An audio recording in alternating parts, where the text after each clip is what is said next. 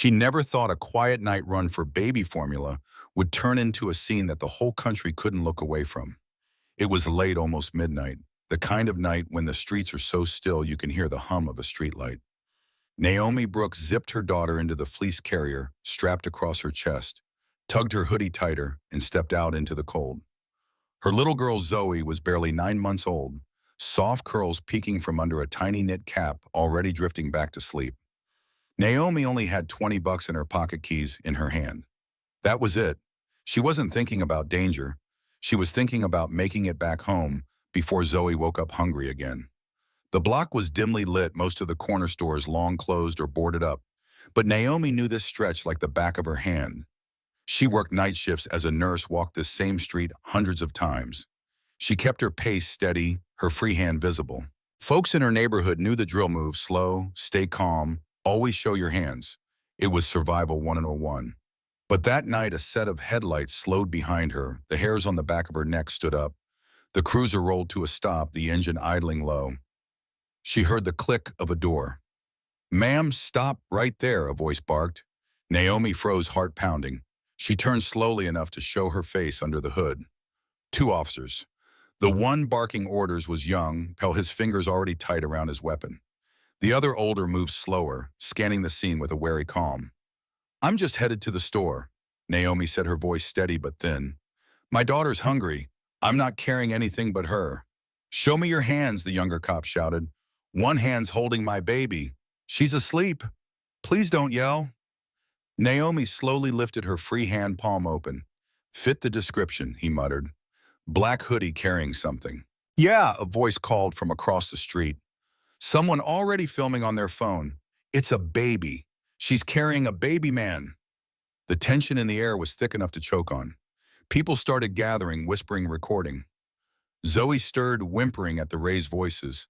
Naomi rocked her gently, instinctively. That one movement was all it took. "She's reaching." The young officer snapped. "Derek," the older one said sharply, stepping forward. "She's not." The gunshot cracked the night open like glass. Naomi's knees buckled, pain burning through her side, but she didn't let go. Zoe wailed, terrified, as Naomi collapsed onto the cold pavement, clutching her daughter to her chest. Chaos erupted. People screamed. The older cop lunged for Derek's wrist, stopping him from firing again. "What the hell did you do?" he growled, eyes wide. Derek stood frozen pale, as chalk gun trembling in his hand. Phones captured everything. Naomi bleeding, as Zoe crying, neighbors rushing forward with scarves and jackets to press against the wound.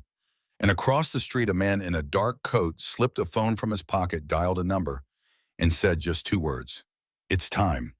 By the time the ambulance arrived, the clip was already viral. Naomi woke up hours later under fluorescent hospital lights, pain fogging her mind. She wasn't alone. Sitting by her bed, hands stuffed in a blazer pocket to hide their trembling, was her sister Camille. To the nurses, Camille was just another visitor.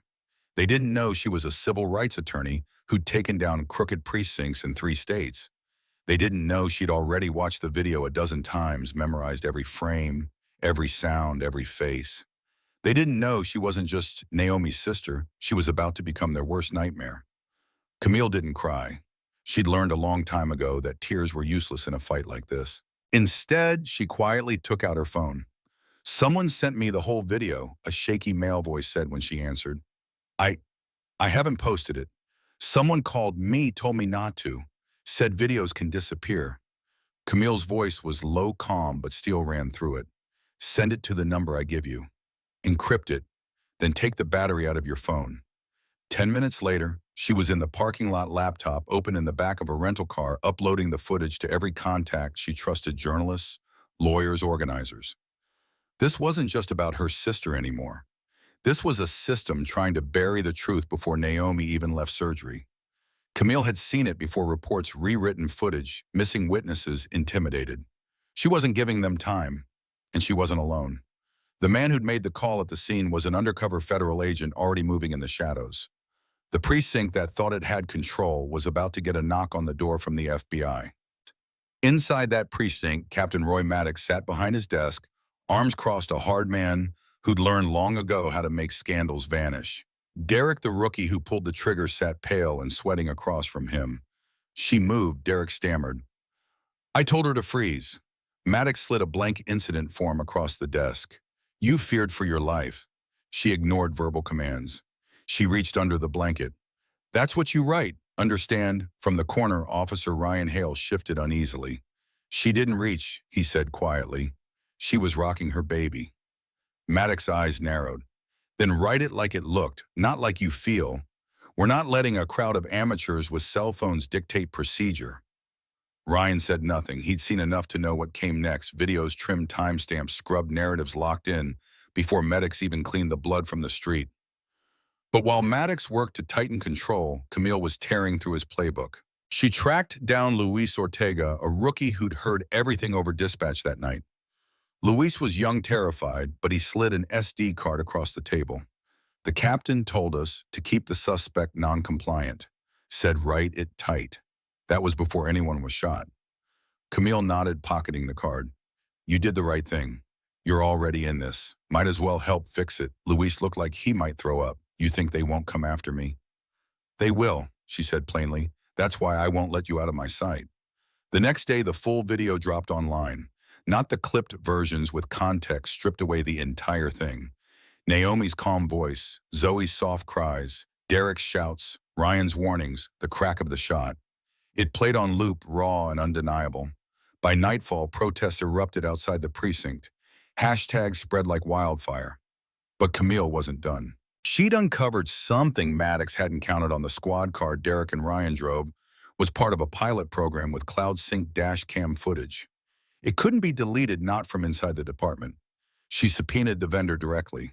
When that footage arrived, it wasn't just proof, it was a bomb.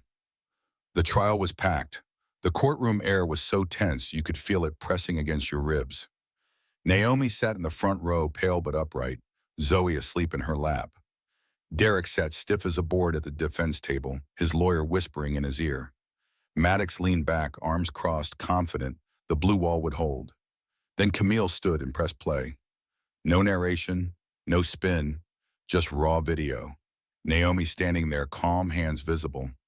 Derek yelling, Ryan trying to de-escalate, Naomi rocking Zoe, and then the shot. Gasps filled the courtroom. Camille turned to the jury. This isn't opinion, it's fact. And the cover-up began before she even reached the hospital. Luis testified next, his voice shaking as he recounted Maddox's order to write it tight before anyone was shot. Ryan followed his own shame heavy as he admitted he stayed quiet to protect his pension. She followed every command, he said, voice cracking. The only thing she didn't do was drop her baby on the sidewalk. Maddox's jaw clenched tighter with every word. Then Camille played the final card, a dispatch recording pulled straight from the vendor's servers. Maddox's voice clear as day. She fits the call. Keep her non-compliant. Officer feared for his life. Write it that way. The courtroom erupted. Maddox stood abruptly, whispering to his attorney, but there was nowhere left to hide. Camille delivered her closing with a calm that was sharper than any shout. This is not about a split-second decision. This is about a system that wrote its excuse before the truth even hit the ground. My sister held her child. She was shot anyway. And the people sworn to protect her tried to bury that. She paused, then added softly, and she's not just my client. She's my sister. The jury took 4 hours. Guilty on all counts, aggravated assault, obstruction, conspiracy. Maddox didn't look up as the cuffs clicked around his wrists. Derek wept quietly. Naomi didn't celebrate. She couldn't. The sound of Zoe's screams still lived in her head, and every time she heard a siren, she froze. Camille turned down every TV interview, every book deal. Instead, she poured everything into building something that lasted: a victim support fund, a witness protection program run by the community, a wall at the corner of Pine and 7th, engraved with names of those who didn't survive. Months later, Naomi stood before that wall. Zoe, now a toddler, clung to her leg. Were you scared, Mama? She asked softly. Naomi crouched down, cupping her daughter's face.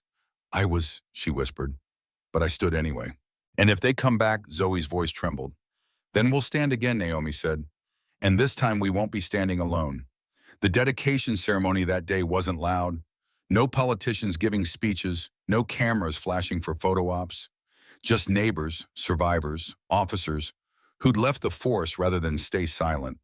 Flowers piled at the base of the wall, a mural of Naomi holding Zoe carved in stone, not in rage but in defiance. Camille stepped to the mic. Justice doesn't start in a courtroom, she said. It starts when people decide, this is where we draw the line. My sister wasn't a hero. She was just a mom trying to get home. But she refused to let fear be the last word. The crowd fell silent, some crying, some standing taller. Naomi placed her hand on the engraving, closed her eyes, and for the first time since that night, she felt something that wasn't fear. Not peace, not yet, but a pulse, a promise. And maybe that's what justice really is, a promise you fight for, not a gift handed down. So tell me, what do you think justice looks like? Have you ever seen power try to bury the truth and fail? Drop your thoughts in the comments, share this story, and let's make sure voices like Naomi's and Camille's are never silenced again.